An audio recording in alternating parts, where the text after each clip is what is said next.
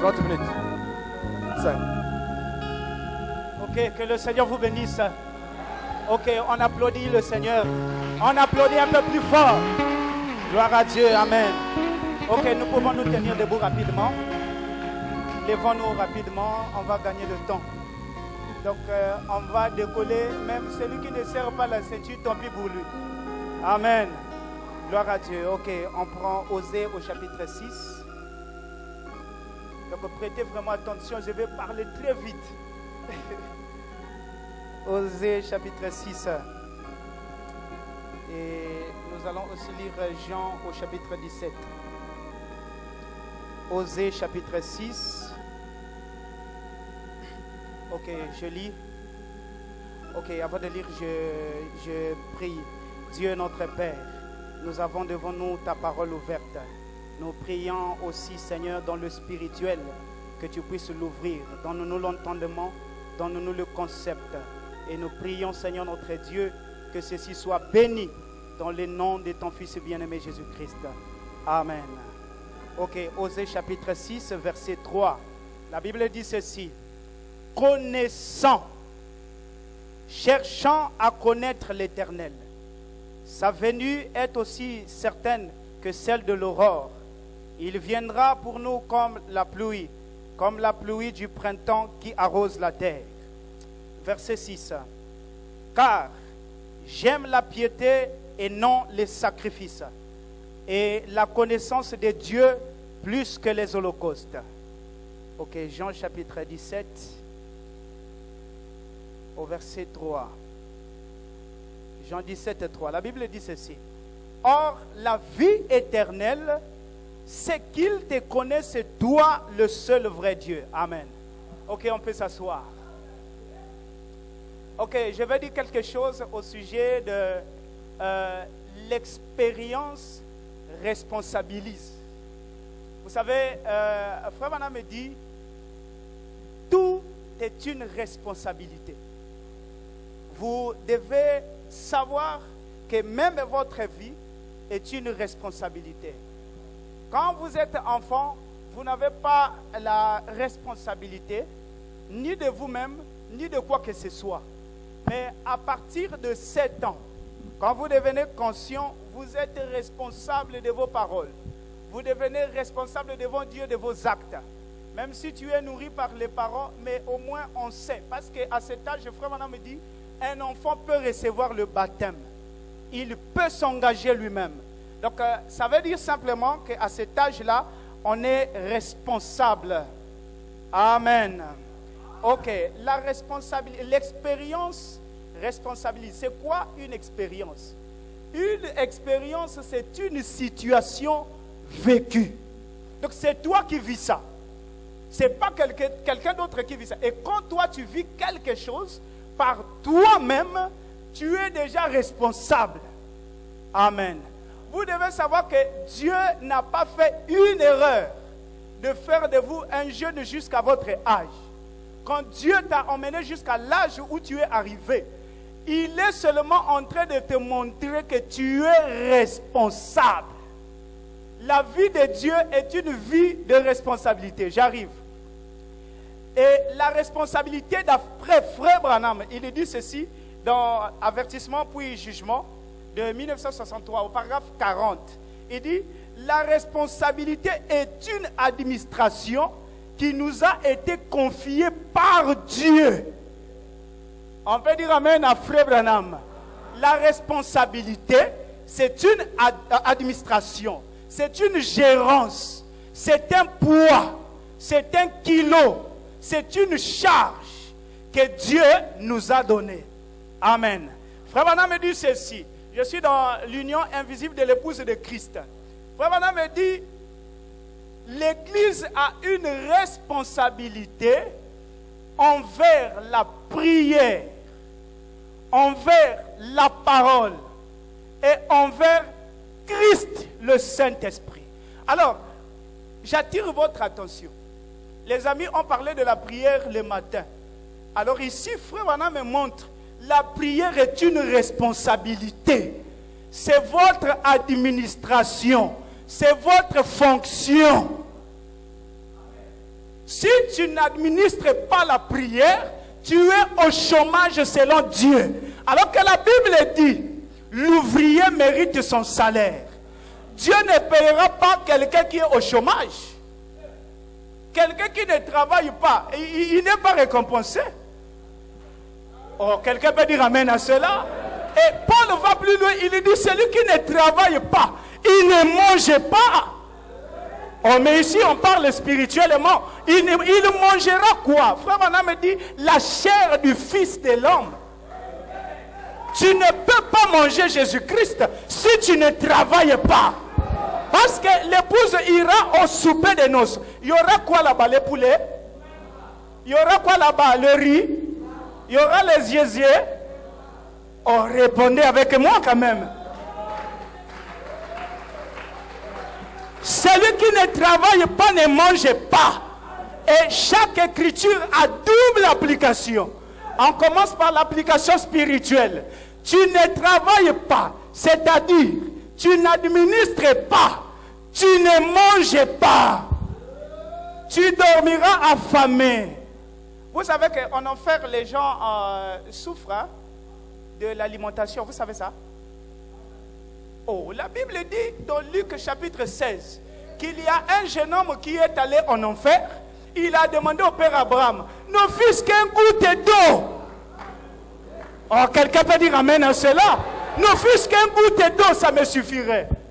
Tu ne travailles pas, tu ne peux pas boire de l'eau de vie qui est Jésus-Christ. Dieu nous donne ce soir, je le dis clairement et rapidement, Dieu nous donne une administration, un bureau climatisé, mais vous travaillez sur la prière. Prière. Waouh. Ok, tu soulignes là. Tu enregistres. Tu envoies là. Et à la fin de la journée, le chef passe.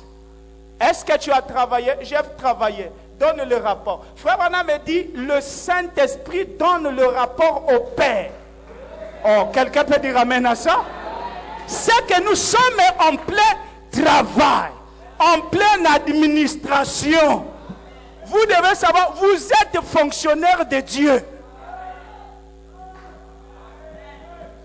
Est-ce que quelqu'un peut dire amen à ceci? Vous êtes fonctionnaire de Dieu. Deuxièmement, vous êtes responsable de la parole. La parole est votre responsabilité, pas celle de quelqu'un d'autre.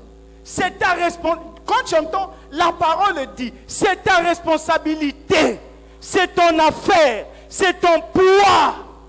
Ne pense pas que la parole, la prière, c'est pour le pasteur. C'est ta chose à toi. C'est ta fonction, ma soeur. Tu peux dire amen. Gloire à Dieu. Je continue. Et Christ est votre responsabilité. C'est-à-dire votre travail, votre poids. Et Christ est le Saint-Esprit. Le Saint-Esprit, c'est ta responsabilité. Le Saint-Esprit, c'est ta responsabilité. Ah, je vois des gens qui me regardent doucement là. Attendez, je vais lire ça.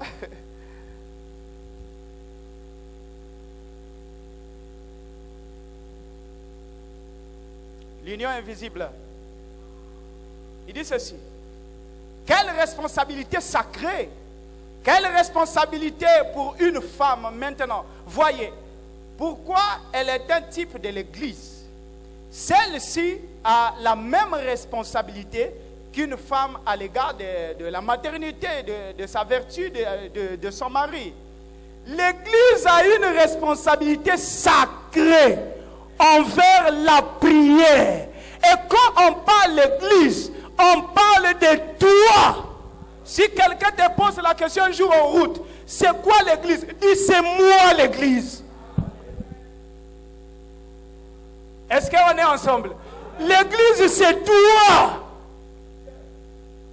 Ça, c'est pas l'église. L'église, le bâtiment ici ne peut pas avoir une responsabilité. Est-ce que l'église ici peut prier? Bon, si on peut sortir et qu'on regarde ce bâtiment, prie. Est-ce que ce bâtiment peut prier? Oh, Dieu n'était pas idiot de donner une bouche à l'homme et une voix. Oh, on applaudit pour Dieu qui nous a donné la bouche. Il sait pourquoi il t'a donné la bouche. Et l'une des rôles pour lesquels tu as une bouche, c'est que tu dois travailler dans le bureau de la prière. Gloire à Dieu. Je continue.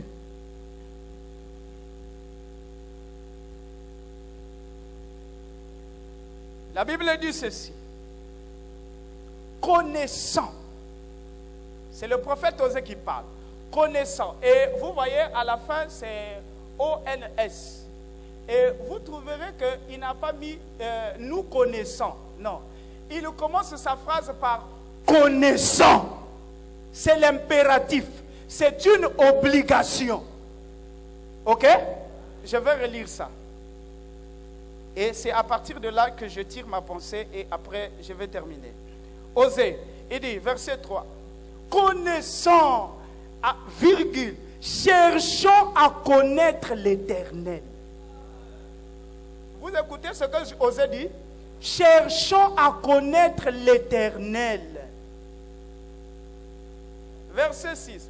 Car moi, Dieu, j'aime la piété. Donc, j'aime que quelqu'un soit comme moi. C'est ce que Dieu veut. Dieu aime qu'une sœur soit comme Dieu. Dieu aime qu'un frère soit comme Dieu. C'est-à-dire, en te regardant, on voit Dieu. Même si tu ne dis pas Amen, le prophète a déjà dit ça. Et il t'oblige, connaissant. Gloire à Dieu, je continue. Car j'aime la piété et non les sacrifices. Vous savez que les sacrifices, c'est ce qui faisait l'objet d'un culte dans l'Ancien Testament. Et quand on arrive dans le Nouveau Testament, on n'a plus besoin de tous les sacrifices. Tout a été résumé par un seul sacrifice qui est Christ. Ok? Chaque adoration que vous devez faire, vous devez apporter Christ. Donc Dieu en regardant, il doit voir Christ. S'il ne voit pas Christ, tu n'adores pas. Tu ne pries pas. Oh, quelqu'un peut dire Amen. Vous savez, c'est un sacrifice que nos sœurs font. Toute la vie portée que l'Égypte, c'est un sacrifice. Les parents ont l'argent, ils peuvent acheter les pantalons. Parfois, on peut avoir ce désir, mais on se sacrifie. Mais malgré ce sacrifice, Dieu dit, j'aime que tu sois comme moi. Le sacrifice là, j'aime ça, c'est bien, mais j'aime que tu sois comme moi. On est ensemble, hein? Une deuxième chose, il dit, et la connaissance de Dieu plus que les holocaustes. Dieu aime la connaissance de Dieu. Pas la connaissance ici. Il aime que tu connaisses Dieu. Plus que tous les sacrifices. Depuis que je suis né dans le message, je ne connais aucune femme. C'est un sacrifice, c'est bien. Mais ici, Osée dit, connais d'abord Dieu. C'est un sacrifice. Je ne connais pas d'homme, c'est très bien. On reçoit des moqueries. On reçoit tout. C'est des grands sacrifices que nous faisons, frères. Soutenir ce message. Rester dans ce message des années. Mais c'est un sacrifice. Oh, mais je vous dis la vérité. C'est un sacrifice. Mais malgré ça, la Bible dit, j'aime la connaissance de Dieu plus que ça. Et Jean, le prophète de l'Apocalypse, il arrive, il dit, or, la vie éternelle, le Saint-Esprit, c'est que tu connaisses le seul Dieu. Voilà votre baptême du Saint-Esprit. Tu connais Dieu. Je lis quelque chose. Soyez attentifs seulement. Écoutez, je suis dans sa présence. Frère Branham me dit ceci. Tout homme qui rentre dans la présence de Dieu est responsable devant Dieu. Donc, quand tu rentres en contact, en une expérience avec Dieu, Tu deviens responsable. Voilà pourquoi je dis que l'expérience responsabilise. Dès que tu fais une expérience avec Dieu, tu auras automatiquement la responsabilité de la prière. Les gens sont chômeurs du point de vue de la prière parce qu'il n'y a pas d'expérience. C'est l'expérience qui donne le poids. Il n'y a pas le poids sur les jeunes de la prière. Vous êtes léger, vous êtes libre. Parce que quand tu as un poids sur la terre. Tu ne peux pas courir aussi vite. Tu as un poids, non, n'est-ce pas? Tu as un poids sur la terre. Est-ce que tu peux courir vite? Mais remarquez comment les jeunes courent très vite. Surtout avec ce qu'on a eu. Avec un seul doigt, tu arrives là où tu veux. Tu fais seulement tu as. Et regardez, Frère Vana me dit, si tu veux descendre dans la profondeur de l'amour de Dieu, lisez et priez. Il n'a pas dit écoutez la musique. Oui, regardez-moi et dites aussi Amen. Lisez et priez. Mais regardez tout le temps. Même en plein repas, tu manges. Tu as.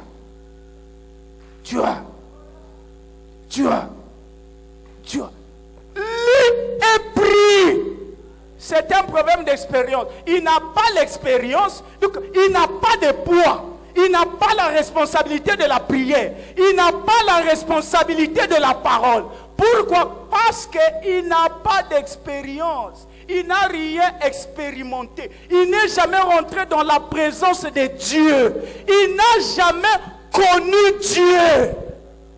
Comment il peut avoir un poids? Comment il aura ça où?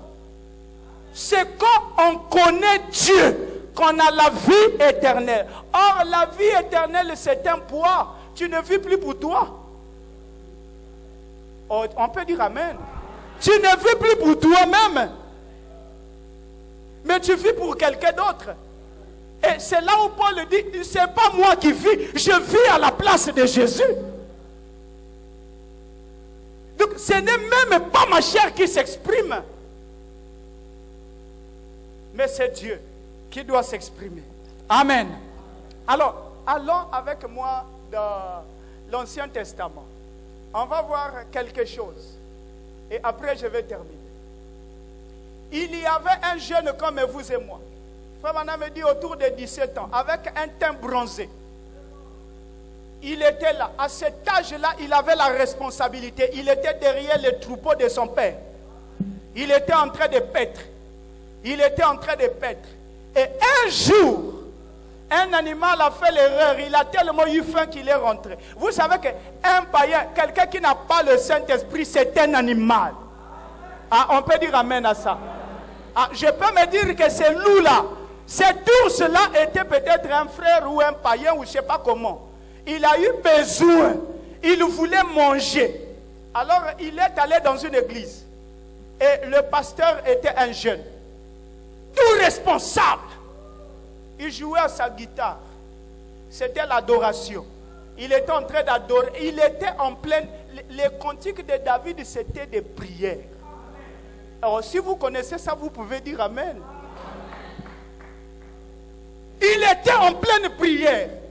Responsable. Il jouait à sa musique. Et pendant qu'il jouait, il a vu ce païen qu'on appelle Luce, qui voulait d'une sœur. Il est rentré dans l'église. Il dit, mais tu sais. Le pasteur dit, quoi? Qu'est-ce que tu fais là? Il est venu. Il dit, monsieur, ça ne passe pas. Laisse aller votre quitte là. Le frère est parti. Et comment l'a-t-il fait? La Bible dit une fronde. Il a poursuivi le frère. Il l'a poursuivi. Et frère Bana me dit, quand vous voyez votre frère en erreur, vous priez jusqu'à ce que vous ayez assez d'amour.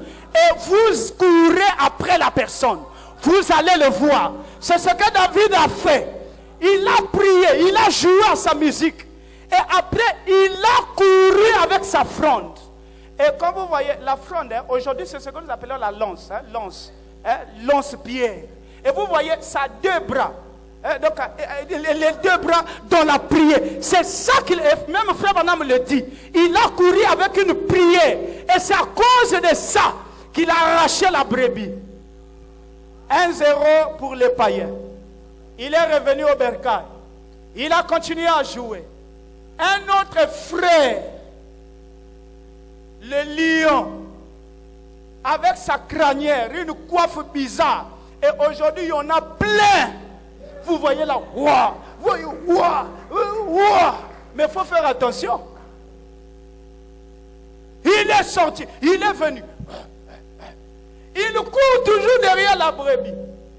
David dit, oh là là, mais moi je suis responsable. Si on bouffe cette brebis, qu'est-ce que j'irai dire à mon père? Pas de problème. Il a couru toujours avec sa fronde. Et il est arrivé, il a lancé, boah, le lion à terre, il a arraché la brebis. Il est revenu. 2-0 pour le camp du diable. Il arrive à la maison. Et le père lui demande, va ravitailler tes frères. Il a pris la nourriture. Il part pour aller secourir les frères. Il arrive, il vient voir les frères en plein combat. Une bataille. Il lui demande, qu'est-ce qui se passe ici? Il dit, non, mais nous sommes en conflit. Conflit entre Dieu et Satan. Hein? Ok, il n'y a pas de problème, mais qu'est-ce qui se passe? Moi, je veux voir le roi. Il est arrivé jusqu'au roi. Alors il dit, cher roi, qu'est-ce qui se passe? Donc, ce qui se passe ici, c'est que le combat est dur. Mais le combat sera toujours dur. Le combat ne sera jamais petit. Ça sera toujours dur. Et plus que nous avancerons, plus que ça sera dur. Plus on avance, plus ça devient dur. Ça ne va pas s'alléger. Il dit, bon, c'est quoi? Il dit, non, mais tu vois ce géant? Oui, je le vois. Voyez, il a passé par 3 étapes. Ok? Est-ce que nous sommes ensemble? Il est passé par 3 étapes. Alors écoutez la parole de David. Quand il arrive, il dit d'abord à ses frères, ah, mais je vous vois tous suis là, vous n'exhortez plus les gens là, mais qu'est-ce qui se passe? Non, il y a des géants et tout ça, ça fait honte. Hein? Ça fait honte aujourd'hui si tu ne portes pas les slims. On dit que tu es démodé. Oh, donc vous êtes déçus à cause de ça. Il dit, mais je ne comprends pas. Vous êtes déçus à cause de quoi? On a du mal maintenant. On a du mal d'être naturel. Et pourtant, être naturel, c'est seulement être naturel. Ça ne demande pas un effort. Tu es seulement naturel et puis tu es naturel. Ok? On commence à mettre un peu du rouge, mais il ne faut pas que ça soit trop rouge. Ça ne demande pas un effort. Sois seulement simple. On peut avancer? Est-ce qu'on peut s'avancer? Vous n'exhortez plus à cause de quoi? Ça devient difficile. Tous les frères suivent. Mais vous êtes déçus, qu'est-ce qui se passe? Est-ce que vous n'avez plus la parole? Est-ce que vous n'avez plus de Dieu? Tout le monde est irresponsable, du roi jusqu'à la dernière soldat. Tout le monde est irresponsable. Maintenant, quand le responsable est arrivé, c'est lui qui avait un poids. Mais je vous rappelle, il n'était pas vieux. La responsabilité, ça ne demande pas la barbe. Il était tout jeune, mais il avait un poids. Alors, quand il est arrivé, il a dit, donc, vous laissez que le monde rentre dans l'église à cause de rien que de la popularité. Donc, parce qu'il faut que les amis t'apprécient, donc tu laisses que n'importe quoi soit sur toi. Oh. Est-ce que lui, c'est moi? Quand lui, il était né, j'étais là. Quand moi, j'étais né, lui, il était là. Alors, pourquoi moi, je vais le suivre? Moi, je suis responsable de ma propre vie. Oh, si tu es responsable de ta vie, tu ne imiteras jamais quelqu'un. C'est quand on est irresponsable de sa propre vie. Oh, je veux qu'on dise Amen. Je veux que Amen vibre ici, là. Tu es irresponsable de ta propre vie. Tu commences à prendre celle d'un autre. Moi, j'irai au ciel par moi, par mes efforts. Ok? Comprenez le contexte dans lequel je suis. Ce n'est pas en imitant quelqu'un d'autre que j'irai au ciel. Ce n'est pas en essayant d'être comme quelqu'un d'autre que je serai agréé par Dieu. Dieu va m'agréer quand je ferai ce qu'il m'a demandé de faire. Tous irresponsables. Alors le jeune responsable de ses actes, de ses paroles, responsable de ce que je suis conséquent dans mes actes. Je n'ai pas besoin d'être comme quelqu'un d'autre. Je dis moi-même aussi Amen. Vous souffrez. Voilà pourquoi vous êtes devenus hébétés devant Goliath. Parce que vous êtes irresponsable. Je parle comme ça parce que vous devez être responsable de vos actes. Vous êtes responsable de la prière. La prière, c'est ton affaire. La parole, c'est ton affaire. Et Christ, le Saint-Esprit, c'est ton affaire. Vous posez encore, est-ce qu'on doit... C'est ton affaire. Tu es responsable du Saint-Esprit. Oh, je continue. Alors il a posé la question. Vous êtes hébétés à cause de quoi? Il dit non, mais tu vois, là-bas on a un géant. Facebook. Excusez-moi, si vous croyez ça, croyez ça, mais pour le moment je suis ici. Ok? Et quand je suis ici là, ça dérange, ça fait des courts-circuits. Donc voilà pourquoi je parle d'abord de ça. Tu as. Et rien ne se dit de bon. Un jour, j'étais au bureau avec mes amis. Hein, je travaillais à Dolisie.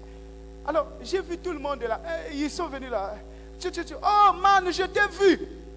C'est tout. Oh, vous ne trouvez pas que c'est idiot? Man, je t'ai vu. Et à cause de ça, on ne peut pas exhorter quelqu'un. Man, je t'ai vu. Vous ne voyez pas que ça, c'est un irresponsable. Tu es irresponsable. En gros, le jeune est un homme responsable. Oh là là, je sens qu'il fallait qu'insister sur ça. Mais il faut que je continue. Alors je disais, David, il s'est levé là. Il a dit, bon, laissez-moi cette affaire. Et vous verrez toujours un courageux. C'est un homme responsable. Les peureux sont irresponsables. Et même si tu ne dis pas Amen, les peureux sont irresponsables. Même si tu ne dis pas Amen, les peureux sont irresponsables. Il a dit, bon, ça c'est un problème de responsable. Il s'est levé là. Il a dit, bon, laissez-moi cette affaire. On a dit, oh, petit, s'il te plaît. Toi, tu as cru à peine hier. Comment tu es tout zélé là. Tu veux parler à tout le monde. Qu'est-ce que ça veut dire? Nous, ça nous fait longtemps qu'on est dans ce... Ça n'a rien à voir avec le temps.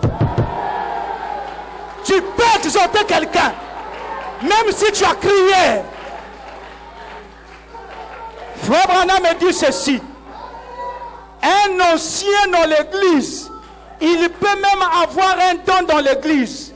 Et même quand il y a quelqu'un qui a cru il y a de cela 10 minutes, nous sommes au même pied d'égalité.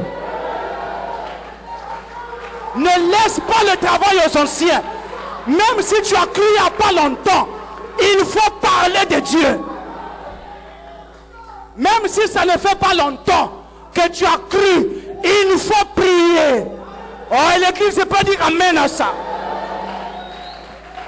Ça n'a rien à voir avec le temps. Il a dit, chef, les lois là, ça pèse sur moi. Il ne faut pas parler dans l'église, il ne faut pas crier, il ne faut pas prier, ça pèse sur moi. Moi, je suis responsable. Un jour, ce poids-là m'est venu parce que j'étais derrière les brebis de mon père. Et j'étais en train de paître les brebis de mon père. Un loup est venu. Alors, il raconte l'expérience de sa foi. Comment il est venu à Christ. Et on voit des gens qui s'appellent des David. Surtout que le matin, on a chanté comme David dansait. Je danse aussi comme David. Hein? C'est vrai ça? Alors David, quand il est sorti, il a dit, moi, quand j'étais derrière, il n'a pas honte de raconter son expérience personnelle avec Dieu. Oh, quelqu'un peut dire amen à cela. Il a commencé à raconter. Moi, j'étais païen. Un jour, j'étais païen. Mais quelqu'un m'a exhorté. Il m'a dit qu'il y a un prophète du nom de Frère Branham. Ça a secoué mon cœur. Oh, quelqu'un dit amen à ça. Vous avez honte de parler de votre expérience parce que vous êtes irresponsable. Quand tu es responsable, tu n'as pas honte. Un jour, j'étais derrière les brebis. Je faisais ceci. Alors, regarde. Un jour, j'étais dans ma chambre. Alors, le Saint-Esprit, le vrai, il est descendu. Il a touché mon cœur. Oh, quelqu'un peut dire amen. Je ne suis pas resté tranquille. C'était difficile. Mais je me suis levé. J'ai dit, toi les loups et moi, hein, on a un gros problème. Jusqu'à ce que je vais te terrasser. Tu vas laisser la brebis du Seigneur. Et vous savez, la brebis du Seigneur, c'est votre âme. Et le lion qui veut bouffer votre brebis, c'est le moi. Alors il n'a pas laissé ça. Il dit, oh Seigneur, il y a le moi qui dérange ta brebis ici. Si tu ne descends pas, je suis foutu. Il y a la mondanité qui dérange ton enfant au fond de moi. Si je reste tranquille, le monde va me gagner. Il a levé sa main, sa petite fronde. Et la vie du Seigneur a été libérée. Il a raconté l'histoire. Il a raconté son expérience personnelle. Il a fini. Il dit, bon, moi, je m'avance dans le nom de l'Éternel. Frère, dire ça, il faut connaître de quoi tu parles. Si tu ne connais pas de quoi tu parles, le païen va t'engloutir. Lui, il a les javelots. Le monde fait les publicités. Le monde montre les modèles à la télé. Les femmes minces, les miss, avec des poses compliquées. Mais moi, j'avance dans le nom de l'Éternel. Je suis une fille de Dieu. Je resterai naturelle. On peut dire amen. Je m'avance dans le nom de l'Éternel. Et ce Goliath te verra.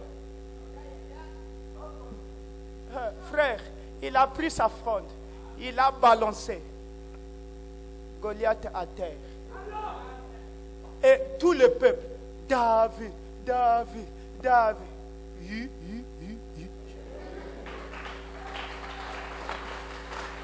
Tu es dans l'église.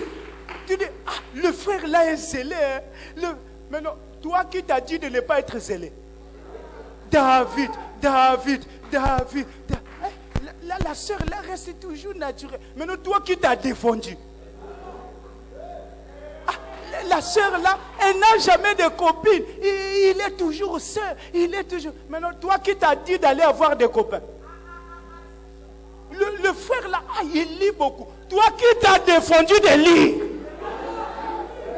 Le frère là prie beaucoup. Toi qui t'as défendu de prier.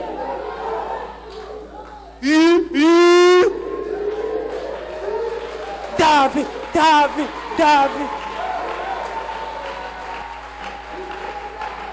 Oh, en tout cas. Non, je vois que le frère là est consacré. Toi qui t'as défendu d'être consacré. Oui.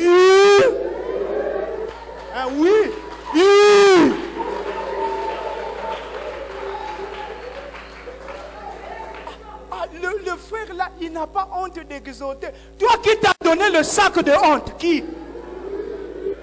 Ça c'est bon, ça marche, on applaudit pour le Seigneur.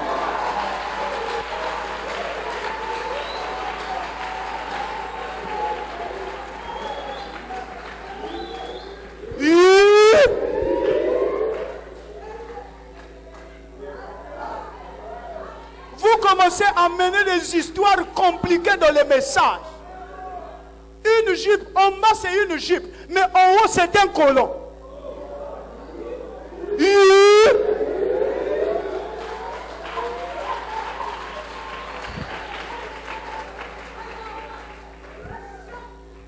Un aigle, il mange de la véritable chair. Il mange de la chair qui saigne.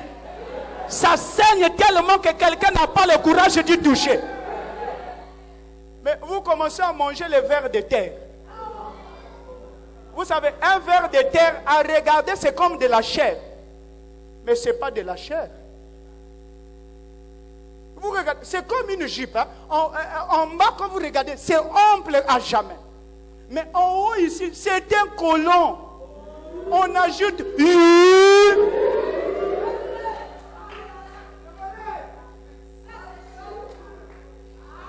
Oh, comme mon ami a dit, on est expert à exhorter les filles, mais exhorter son ami garçon,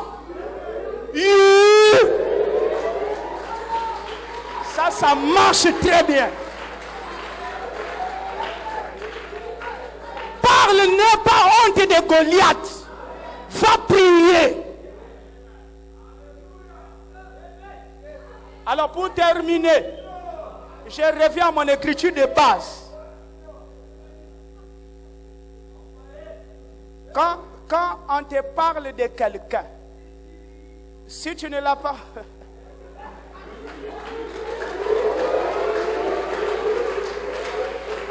je comprends simplement que Satan a chaud. Satan a du mal ce soir.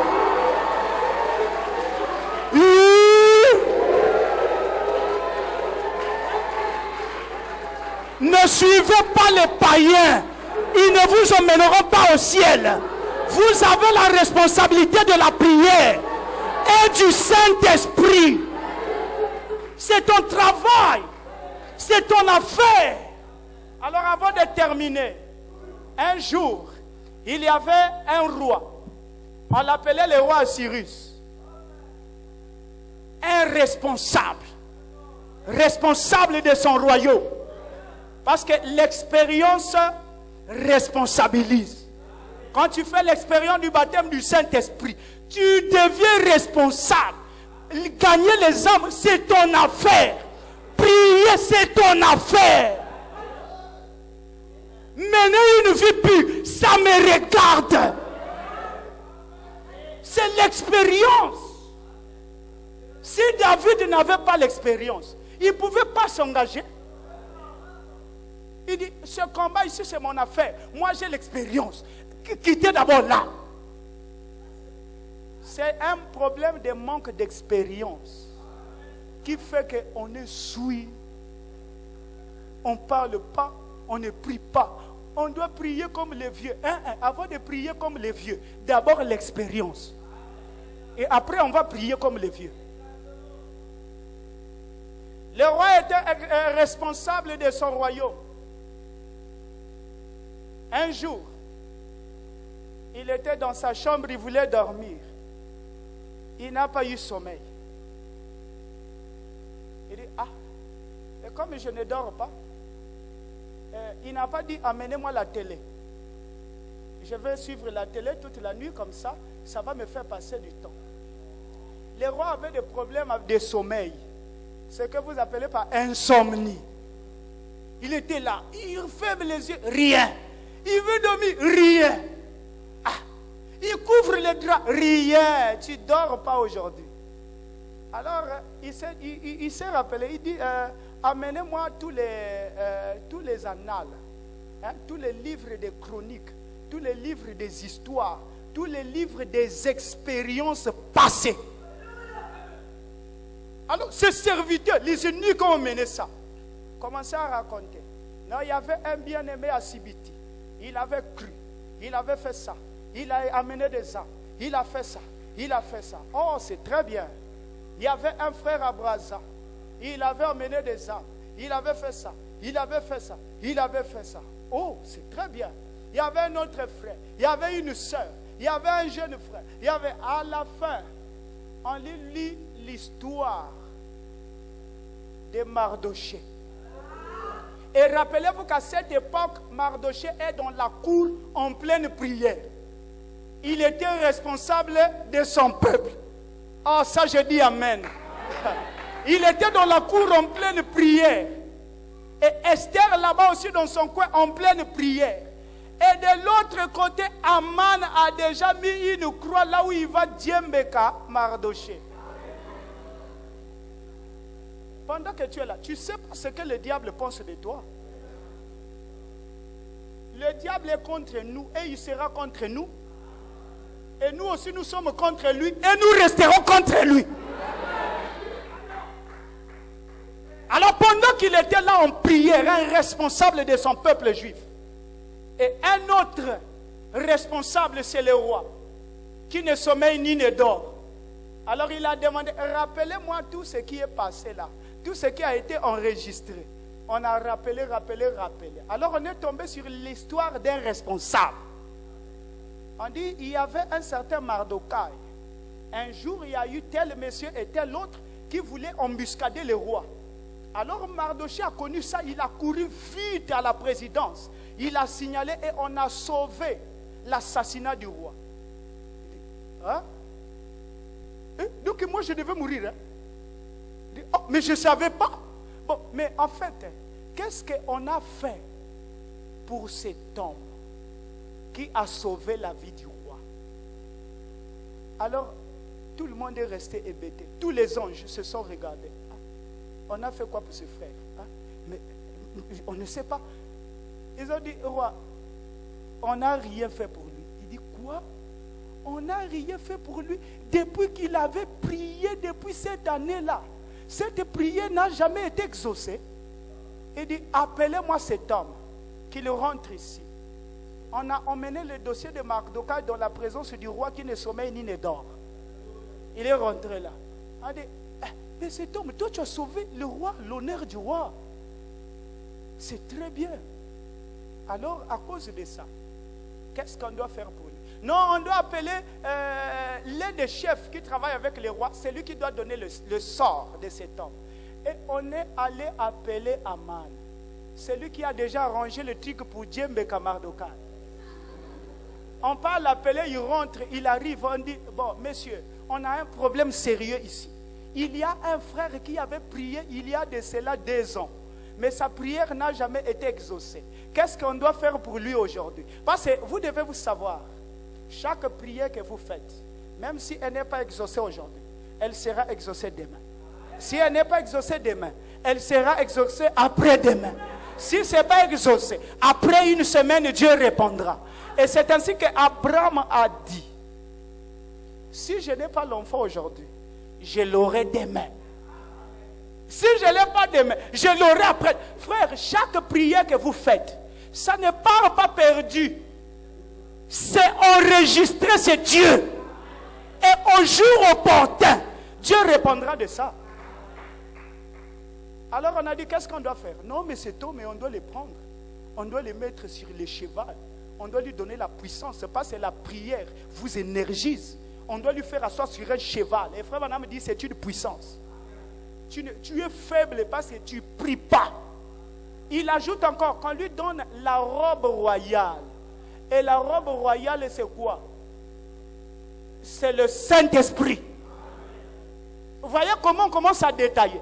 Qu'on lui donne une puissance du roi, le cheval du roi. Qu'on lui donne la robe du roi. Et qu'on le fasse marcher dans toute la ville. Donc, c'est-à-dire, il devient la référence des amis jeunes. Que Dieu vous bénisse.